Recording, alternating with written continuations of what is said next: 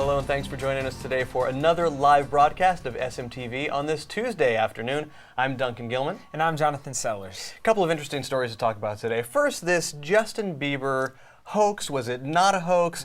The laptop that was stolen that allegedly had nude pictures of Justin Bieber, some video clips, all kinds of crazy stuff. I never thought I'd hear you say the words nude Justin Bieber on SMTV. This is one for the ages.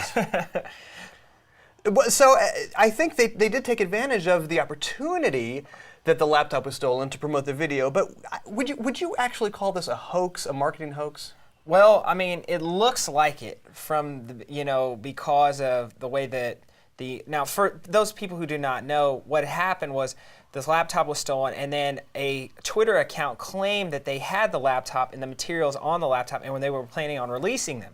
So Justin tweeted back to the account saying, "Look, I don't care. My fans will still love me. Release whatever you want to release." So then, when it came time to release something, that Twitter account released his new music video. Right. And everybody was so excited about what it was potentially going to be.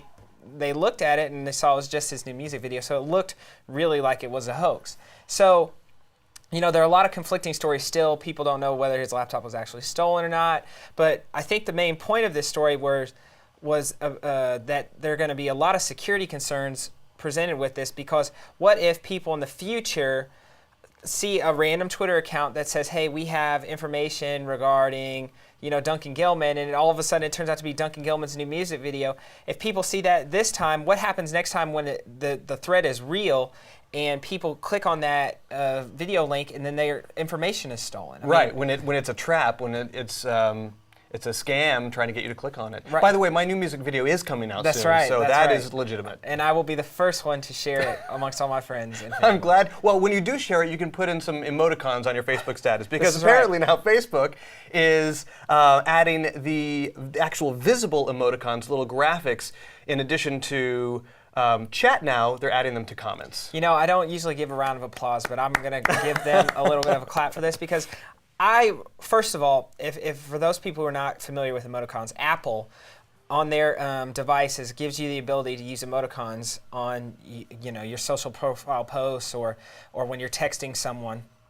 And the problem is, though, if you do not have an Apple device when which you're reading or looking at those posts, it looks like gibberish, squares, right, or gibberish that you can't understand or read. So I'm glad that Facebook is implementing them. So if I'm on Facebook and somebody decides to use an emoticon, I can actually read it from now on. Absolutely. And I think Twitter should definitely implement this too, because nothing annoys me more than when somebody using an Apple device or phone actually includes one of those emoticons in their post, because I can't read it. I don't have an Apple device that I'm on all the time. And even if you're checking it from your laptop or computer, you still can't read it. It still looks like gibberish. So that always annoys me. And so I'm glad Facebook is taking this preemptive step in including these emoticons, and I hope Twitter does the same. It is a good move. Well, I wonder if Twitter decides to do it, will these emoticons represent still the number of characters that you initially type in? Because Twitter, you're limited by character count, the 140 character limit.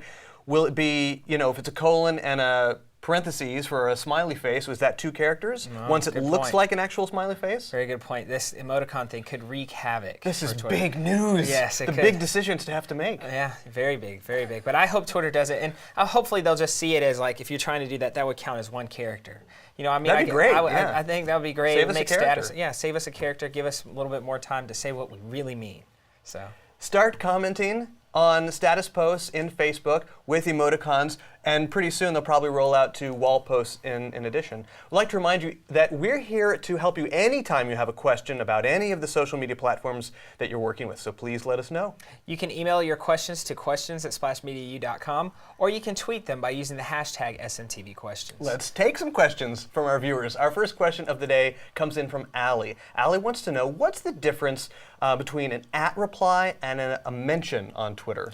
Well, an @ reply, Allie, is when basically you are directly conversing with somebody. So if I @ reply Duncan, Duncan and I are the only ones that can see it on Twitter.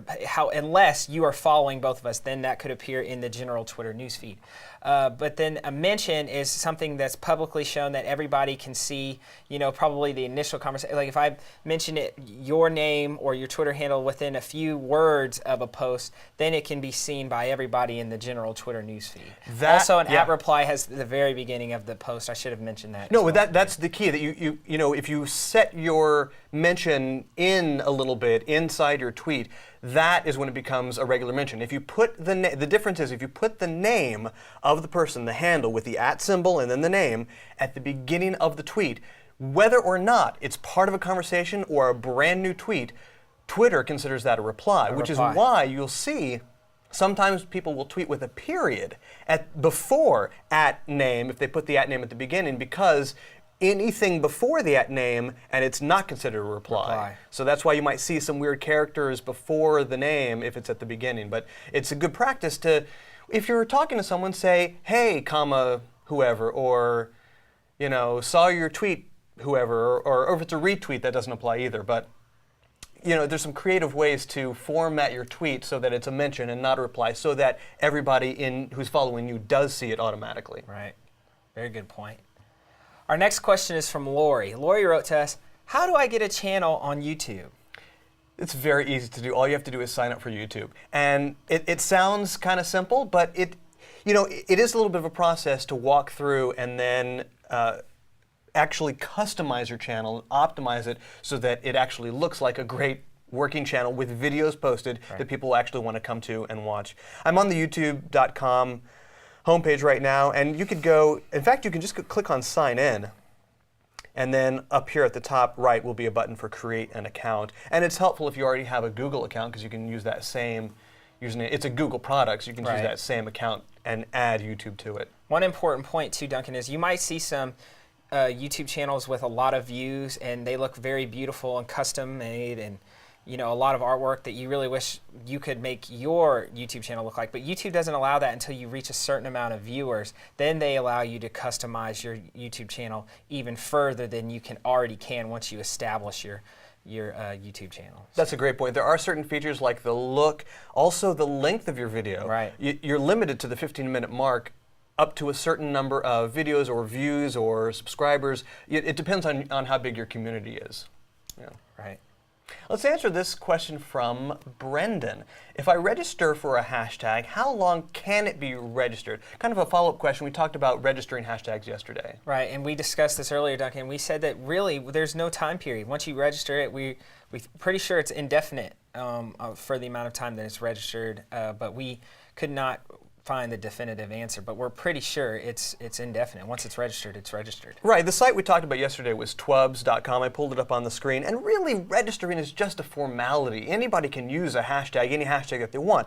The purpose of registering with a site like Twubs, and there are other directories out there, but the purpose is to make sure that someone else isn't already using the hashtag. If you want to create one for a trade show or a conference or for your business or your brand or your product, it's a good idea to register it here. That way people can not only come and search for it, but you can see, is anybody else using it already?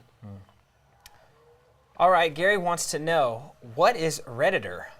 Reditr, well, this is actually a very... Does Reditr even exist, Duncan? It does exist. It's not just a typo because the R is next to the T on the keyboard. And it's a very timely question. I'm sure there are other people hearing about this new desktop client, Reditr, and if you're a user of Reddit, this is a very helpful app for you to get because it kind of streamlines the whole Reddit look with a desktop app here. And I pulled up Reditr.com. Ooh, that looks nice. It is nice. If you remember TweetDeck, and it's still out there actually, TweetDeck was purchased by Twitter. It's sort of it's a little bit like Hootsuite, one of those publisher tools, but TweetDeck is now specifically run by Twitter, but it's kind of like TweetDeck for Reddit. It gives you that nice, beautiful app look, but you can do all of your Reddit functions the way you normally would, but in this great app. And we've talked about it, Duncan, before about Reddit and how we think it just looks so ugly. I've got it open in another tab. That's really the reason why we don't use it generally. Yeah. I mean, just if you compare and contrast the look, that's how Reddit looks normally without using the Redditor app. I mean, it looks horrible. It looks unorganized. I don't know where to go, click first, where to go. I know some people love it, but that's been my real particular thing against it. And so I'm definitely going to take a look at using Redditor now that I know about it. And you know, because it looks great. I mean, it looks a lot more easy to function, and it looks like it's able to find things a lot faster. It is, yeah, and I think Redditor might help get people onto Reddit, because Reddit is still very popular, despite the user interface that doesn't attract, you know, people like us who are kind of spoiled by these beautiful designs, the new Twitter design that came out earlier this year, and all these very user-friendly sites. But maybe that'll get people more into Reddit. Redditor does kind of sound like a sci-fi movie, though. Redditor. I think we need to come up with some sort of trailer for it. Yeah, we should. We should. Redditor. Redditor 2. With Arnold Schwarzenegger. There's already a Redditor 2. There isn't even a Redditor. We're already coming up with the sequels. That's right. I love it. That's how we do it. I love these questions. That's going to do it for today. Thanks for joining us today for SMTV. Keep those questions and topic ideas coming in. For Splash Media, I'm Duncan Gilman. And I'm Jonathan Sellers. Be sure you have a great day.